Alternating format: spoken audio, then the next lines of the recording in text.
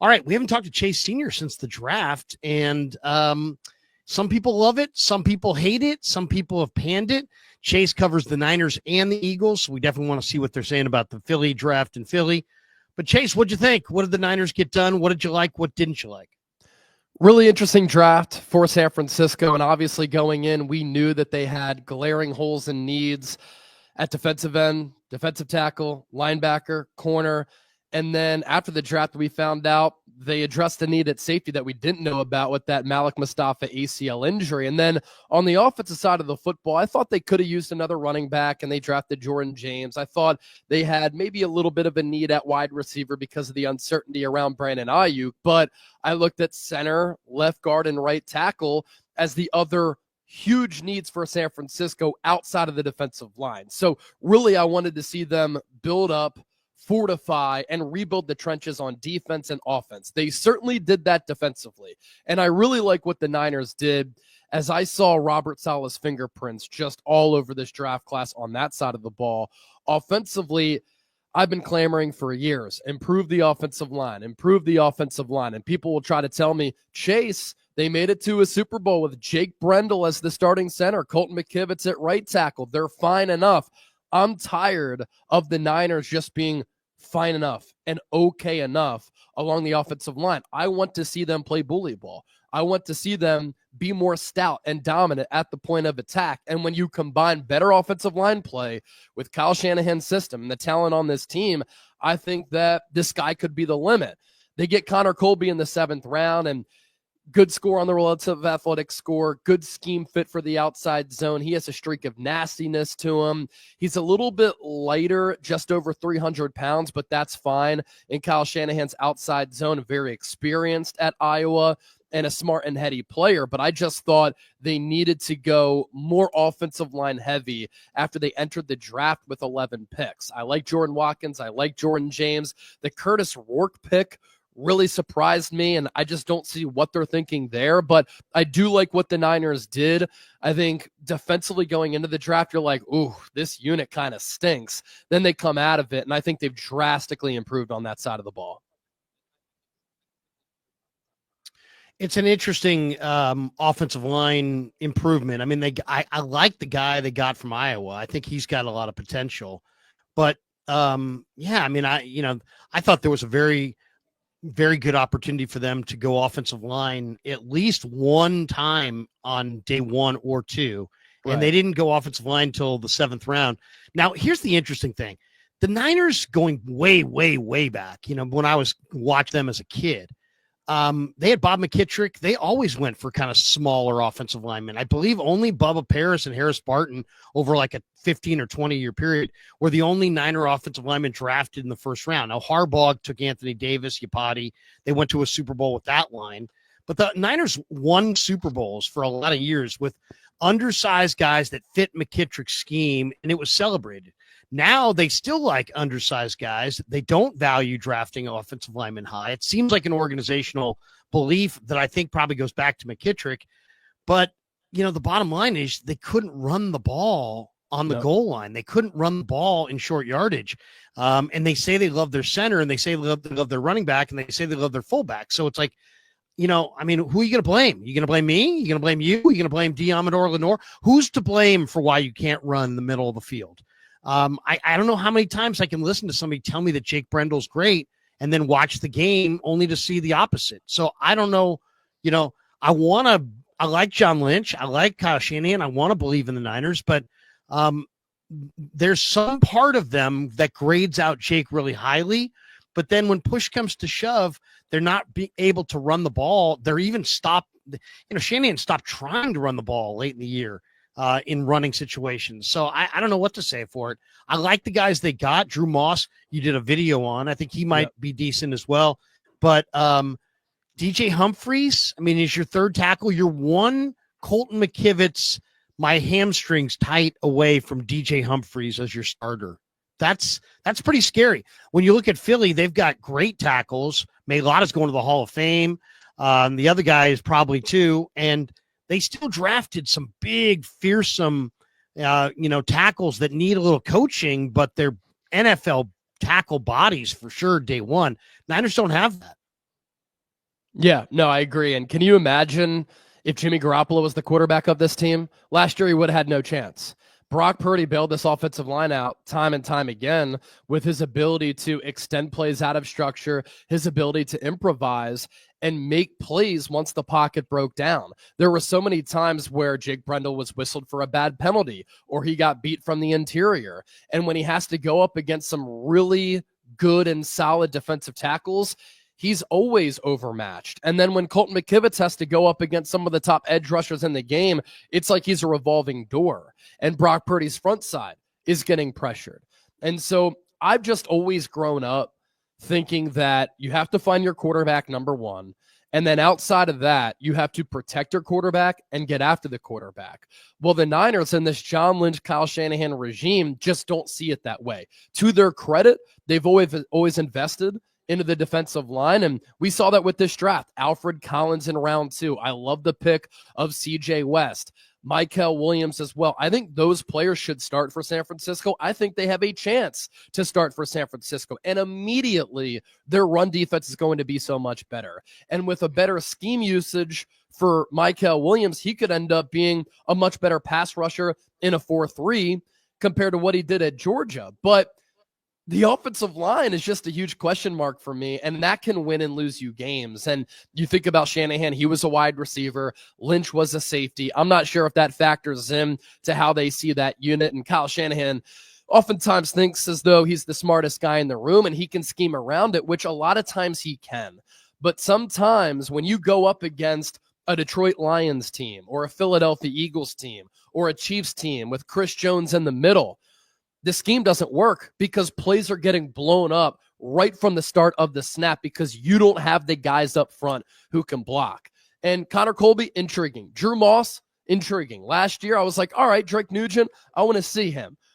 Matt Hennessy's a former second-round pick out of Temple. That's where I went to school. I'm very familiar with the player, but he's never been healthy. He's never played well. And so I still think left guard, center, and right tackle were question marks going into the draft, and coming out of the draft, they're question marks.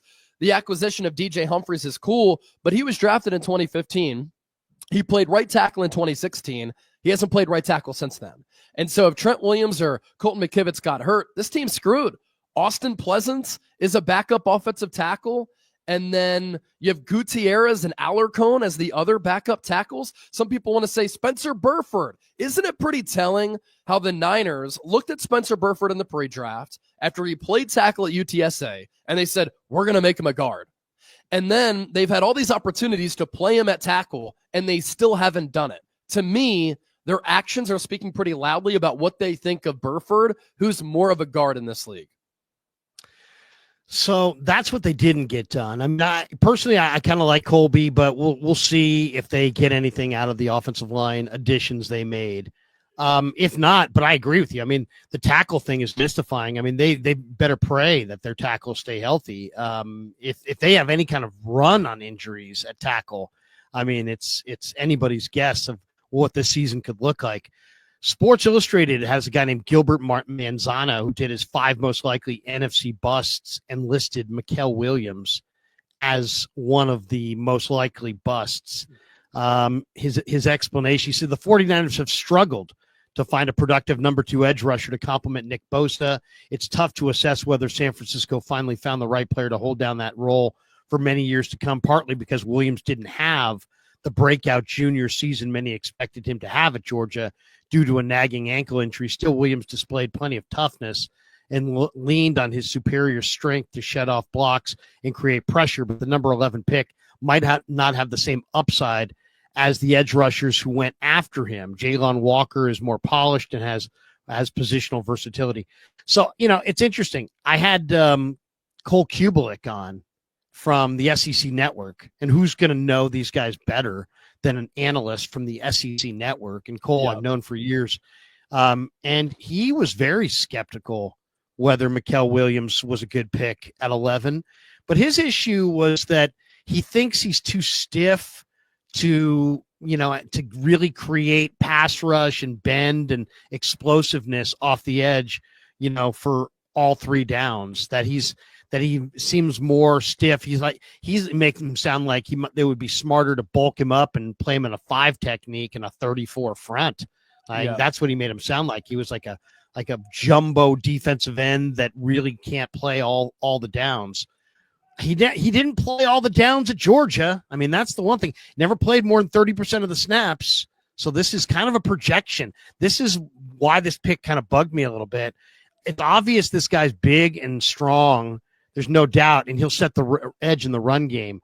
But all of the pass rush talk about this guy is all of freaking wish because it ain't there on the film. It's just not there. It's all a projection.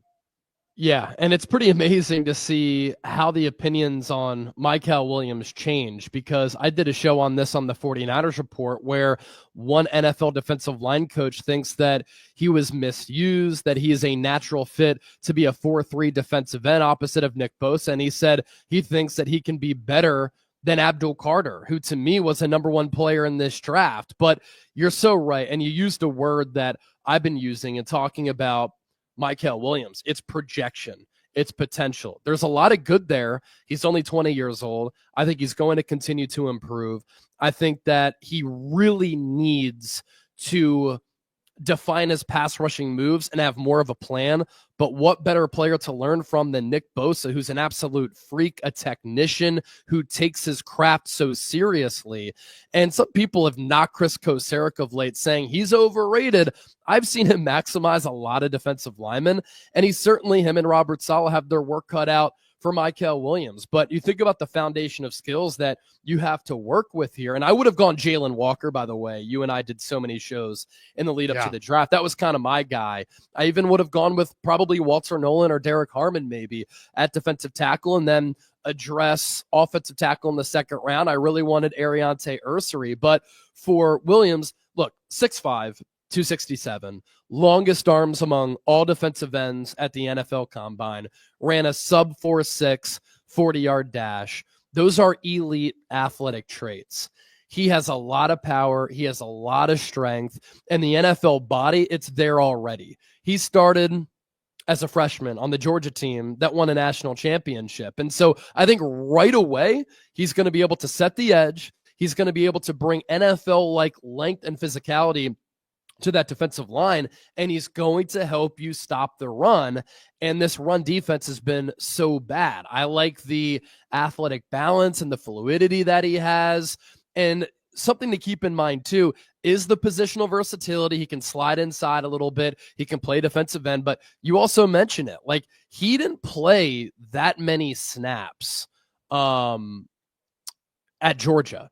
And so if he plays more snaps, I think that you could see a little bit of an uptick in production for him.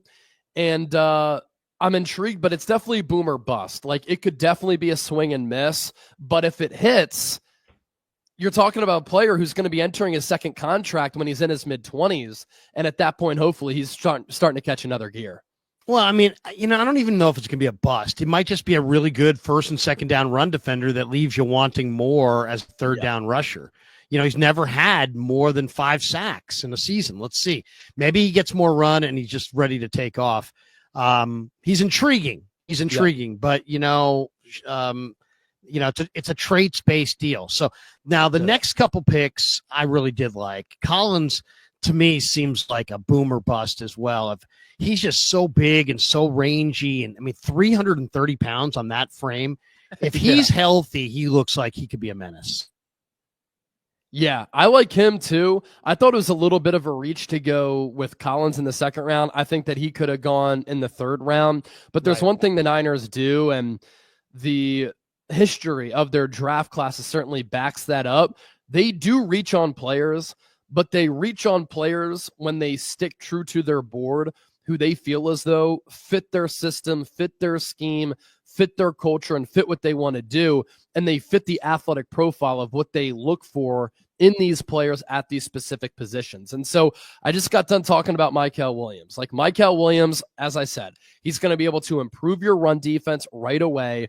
The length, the athleticism, it really is intriguing. For Alfred Collins, I think that he too has an NFL-ready body, and I think he too is going to be able to fix what has been a really bad run defense, which has in turn hurt their passing game because they've been in all these third and shorts. The defense has stayed on the field. The DBs have gotten tired, and they just haven't been able to hold up. And so for Collins, he's another one of those freaky athletes who is 6'5", 332 pounds. He can just cause a lot of destruction from the interior of that defensive line. He does have this sneaky ability, too, to bat passes down at the line of scrimmage. He had 7 pass breakups in 2024. More than 60 games played in his career at Texas, playing in some high-level games against some really good competition with 28 starts. Another thing I like about the defensive players taken in this draft, like last year's class, very experienced. And so they need to play right away. I think they can play right away. And I don't think that the learning curve is going to be that drastic. Another thing I like with Collins is that, yeah, he, like Williams, they need to improve their pass rushing skills. But Collins is such a consistent tackler. He had 55 tackles last year and only 2 missed tackles. And then he played in 65 games at Texas. The Niners badly need athleticism, juice, and identity, but also durability with these guys too. Yeah, I mean, to me, if Collins is good, that's going to be exciting because I know CJ West is good. CJ West is just a force. Yeah. But I also like those. I like the Nick Martin pick, and I like the Upton Stout pick. Now, I didn't know a lot about Stout, but Kuiper really liked him. And then when I looked at his film, I'm like, God, this guy's a little muscle, and he's just aggressive as hell. I just think Stout is one of the more violent run defenders I've saw among all the DBs. And then Nick Martin, 95th percentile speed, strength, production. I mean, to me, that's the holy trinity of scouting factors. If you give me every player that's 95th percentile in speed, strength, and production, and I'll take my chances. And that's where he was. Now, I know a lot of people said he was taking 100 picks too high. I do agree with that because I saw the board myself, but I think that's really more a product of his injury this year and his lack of height. I agree. Yeah. If he didn't get hurt this year, I'm not sure if he would have been a day 2 guy, but maybe earlier on day 3. I mean, his 2023 season was incredible. He had 140 tackles. He had 16 TFLs. He had 6 sacks. And so you can use him as a blitzer from time to time. Sometimes his eyes can lock onto the quarterback a little bit too long, but I do think there's a skill set to work with there. 2 interceptions, 2 PBUs that year, forced fumble. I think right away he's going to compete for either the Will or the Sam Backer spot. And obviously it's a big off season and season coming up for a player like D Winters. But if he doesn't compete for a starting spot, he has a ton of special teams experience too. And the athleticism, I really like it. 4.53, 40-yard dash. He can really run at 221 pounds. And I do see the shades of the Azeez Al-Shire, Dre Greenlaw type of comps because he plays like his hair is on fire, shot out of a cannon, really good sideline to sideline speed. He's a really good chaser. And he's just such a consistent tackler. Number 2 in FBS with 83 solo tackles in 2023. A little bit short arm, but you can get past that. Sometimes you can get caught up in the run game a little bit in that manner. But the instincts, you see them sometimes they're missing. I just really like the aggressiveness. And another takeaway I had from this draft, as I said a little bit earlier, like Robert Saleh's fingerprints and identity all over it.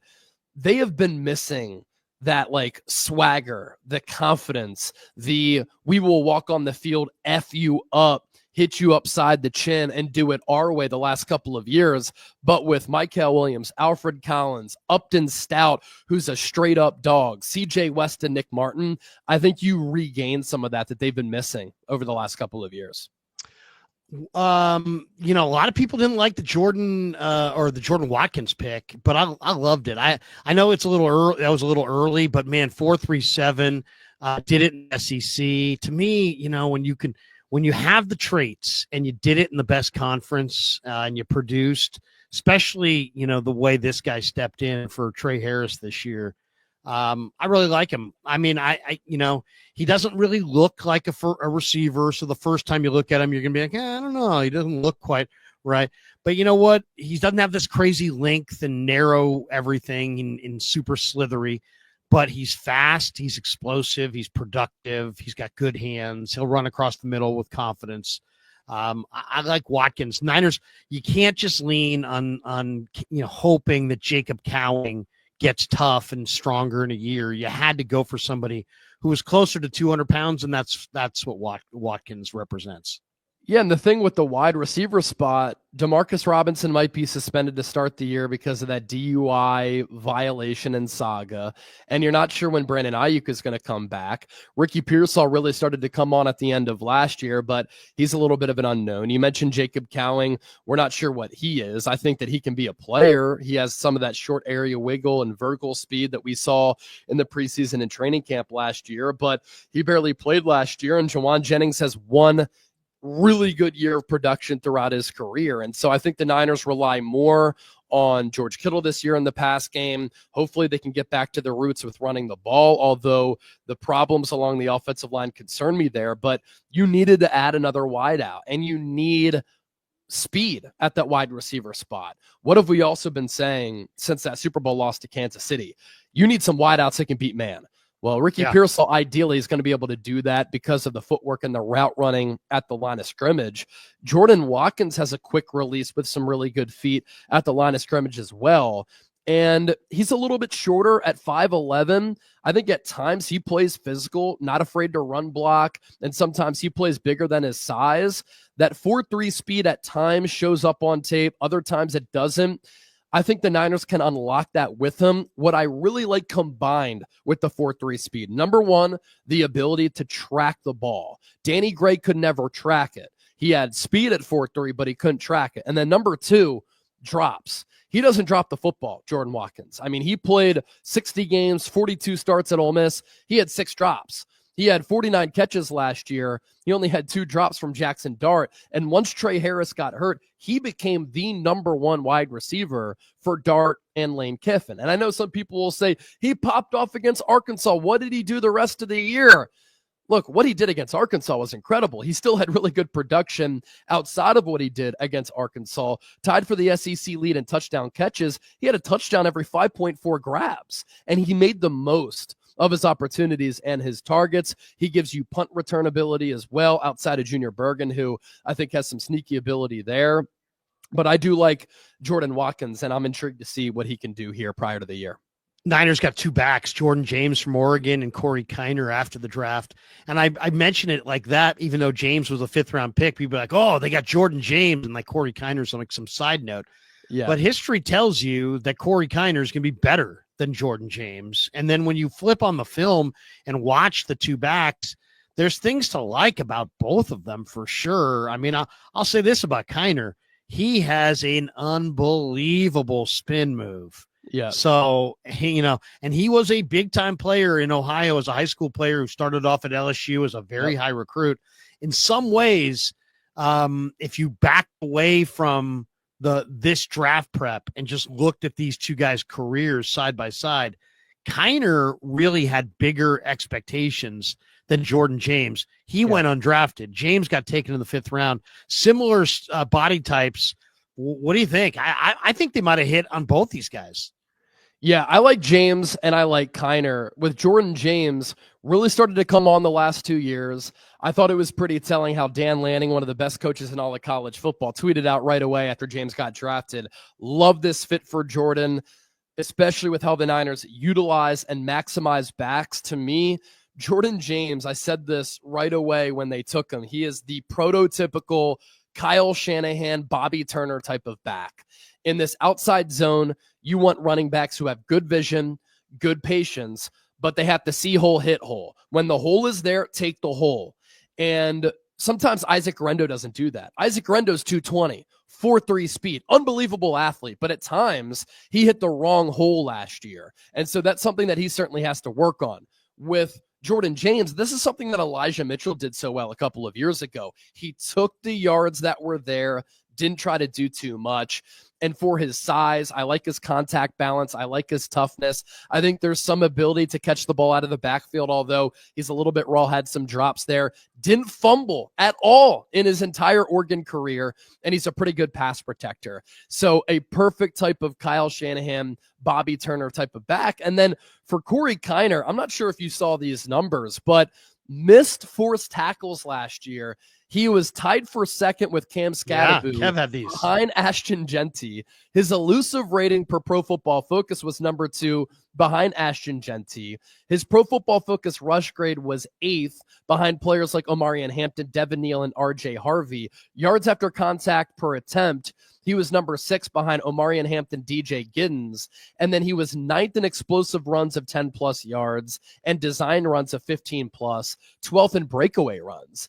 And running back is a position where I think it's become important once again when you've seen how Saquon Barkley has had an impact for the Eagles, Christian McCaffrey for the Niners, Josh Jacobs for the Packers. And so teams are willing to pay backs once again and draft them early. And we saw it with Genty. We saw it with Omarion Hampton, RJ Harvey, and these other players.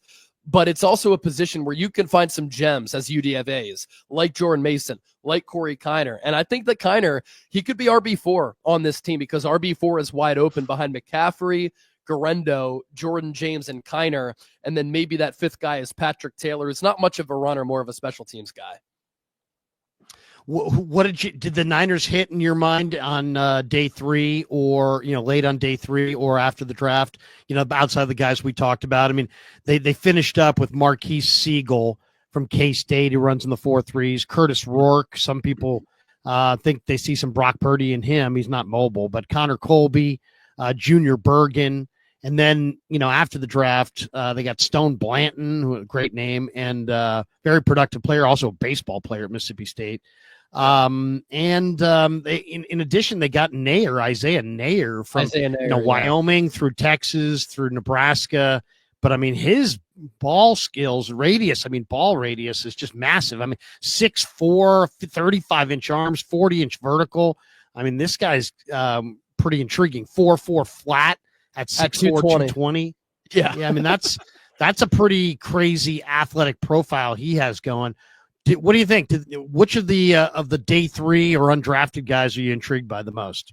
Yeah, with Isaiah Nair, the line that we were kind of throwing around within like our scouting research was, looks like Tarzan plays like Jane. Like he's 6'4", 220, runs a 4.4, but the college production was not there, and he just plays a little bit too small. And a lot of times, guys don't change when they're like that. And so I'm intrigued by the athletic profile, but hopefully the Niners can unlock some demons within him so that he can become nasty because he's an athletic freak. Marques Sigle is a converted safety from the corner spot. He ran 4.3, 4.4, so he can really move. For Kurtis Rourke, I like the size, and I think the Brock Purdy comparisons are there because, 1, he went in the 7th round. 2, he does layer balls in there, and he can throw with some timing, touch, and anticipation, but he's much different from Purdy. First of all, he's bigger. He's also 24 years old. He's very injury prone. He's not mobile at all. He is a classic old school type of pocket quarterback. I would have gone offensive line there. Logan Brown was still on the board, and I liked him coming out of school. I didn't think that you needed a QB3 or a QB4 because I think Tanner Mordecai can be that QB3. We talked about Jordan James. For Junior Bergen, one of the best punt returners in the history of FCS football, and his path is very interesting. He was used as a running back his freshman year, then he went to wideout, and the production there was solid, but as a return man, historic to the likes of like Cooper Kupp, the other name mentioned as a return man in FCS history, being up there with them. But at that size, he ran 4.5, but he does have some of that short area quickness, which is important as a return man because you have to make people miss very quickly. I like Drew Moss, the offensive lineman UDFA out of Colorado State. He ran a 5-second 40-yard dash. He played right tackle and right guard in college. His Pro Football Focus number is very good. He does have shorter arms, and so I think he'll be more of a center or a guard, but that's a developmental player who I want you to keep your eyes on when you're there at training camp because I know you like scouting the big boys in the trenches. Well, and they need, come on, let's be honest. They need a break. The Niners need a break. I mean, if the Niners are going to stay above water, they need a break. They need Connor Colby to be a 10-year starter. They need a Drew Moss to come out of nowhere and look like a whole bunch, because they haven't made a volume investment in their offensive line. So it's critical that they hit on the guys that they do go for. it's okay that you only drafted Connor Colby. If Connor Colby steps in and becomes your starter at guard this year, then yeah, that's going to be a great thing for you.